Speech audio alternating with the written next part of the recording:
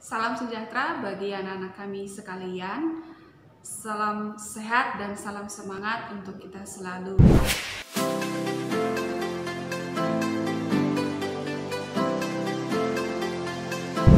Nama saya adalah Wirma Juni Sidauruk. Saya adalah guru sosiologi dan PPKN di SMA Santau Ignatius. Kali ini saya akan membawa materi sosiologi di kelas 10 IPS. Materi kita hari ini adalah tentang interaksi sosial.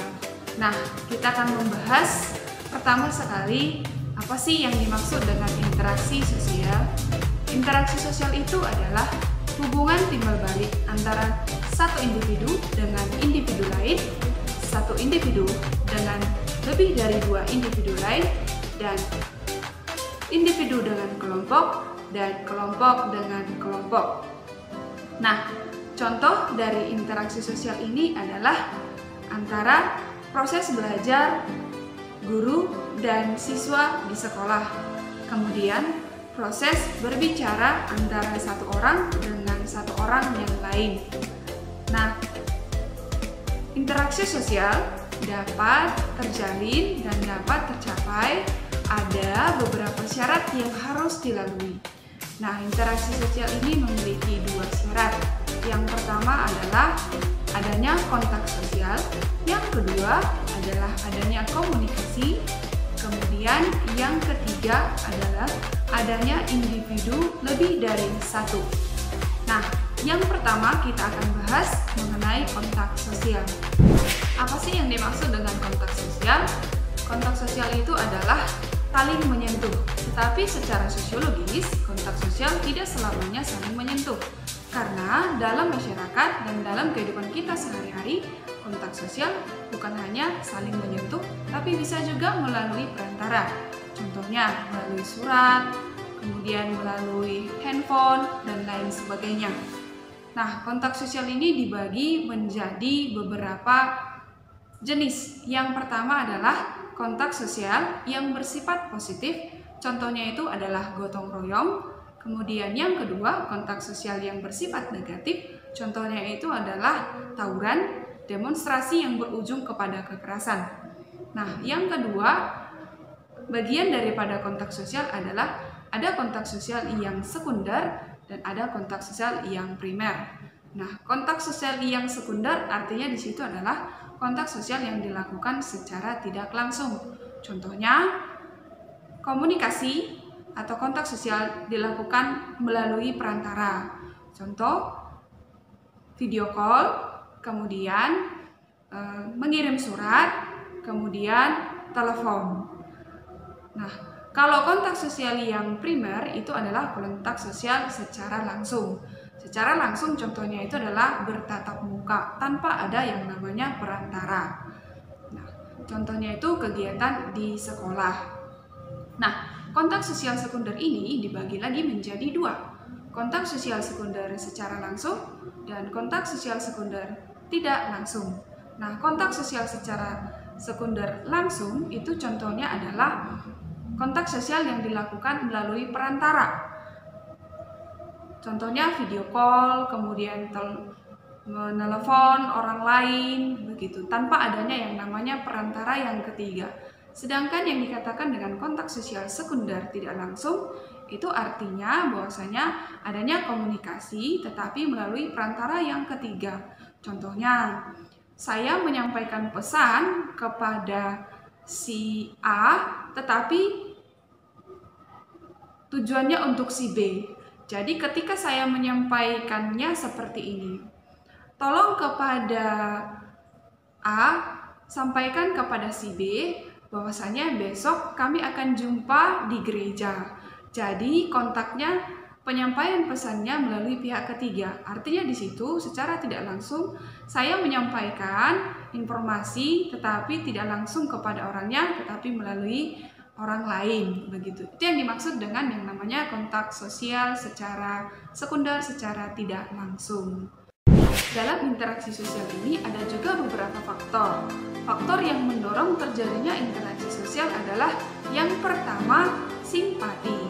Simpati itu adalah merasakan apa yang dirasakan oleh orang lain, dan adanya daya tertarik kepada orang lain. Contoh, ketika teman saya sakit, saya merasa bahwasanya saya juga merasa rasa sakitnya, sehingga saya tertarik untuk menjenguk teman saya yang sedang sakit karena merasa bahwasanya ini adalah teman saya.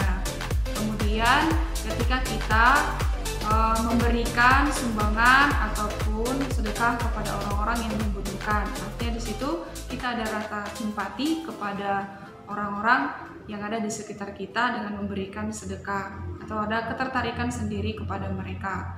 Kemudian yang kedua adalah empati. Empati itu adalah simpati yang sangat mendalam. Artinya di situ adalah empati ini seperti simpati juga, tapi kalau empati dia membawakan ke dalam fisik, artinya mempengaruhi fisik. Contohnya ketika kita sedang rindu ataupun kepada orang tua, saking rindunya kita kepada orang tua, bisa-bisanya badan kita sampai sakit. Kemudian orang tua rindu juga kepada kita, orang tua sampai sakit. Itu yang dicontohkan dengan empati. Kemudian empati ini juga bisa dicontohkan seperti kita berbagi langsung kepada orang-orang yang membutuhkan, bukan hanya menyumbangkan melalui orang, tapi langsung kepada orang yang membutuhkan. Contohnya ketika ada korban meletusnya Gunung Sinabung, kita bukan hanya beraksi untuk mengumpulkan dana di kota kita sendiri, kemudian kita kirimkan kepada mereka melalui kepala desa ataupun perangkat daerah di sana.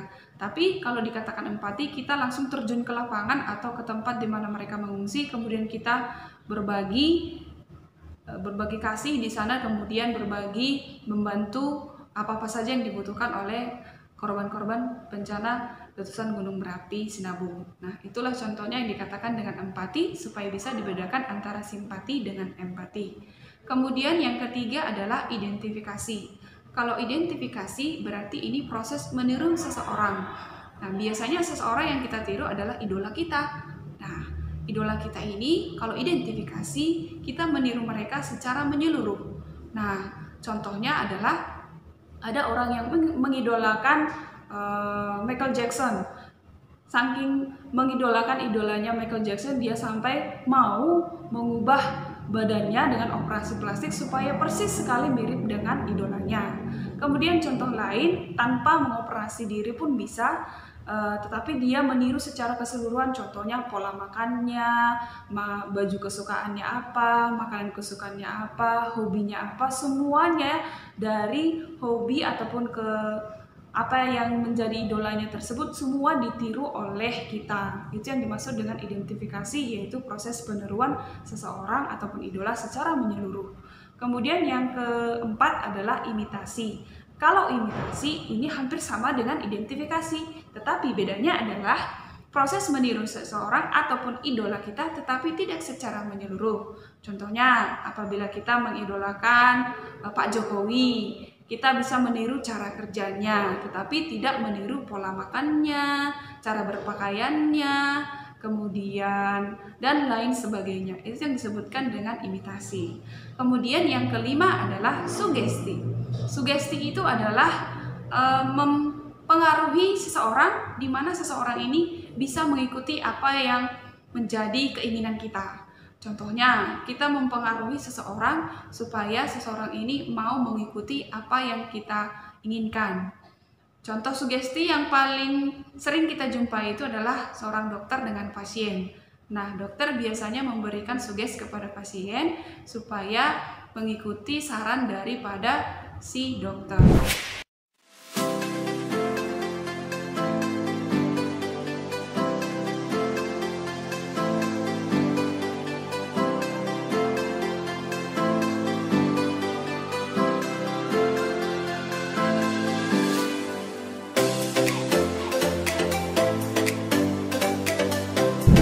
Materi kita hari ini tentang interaksi sosial. Semoga siswa kami semua bisa memahami apa yang sudah kita bahas sekarang. Tetap semangat untuk belajar ya. Selamat siang.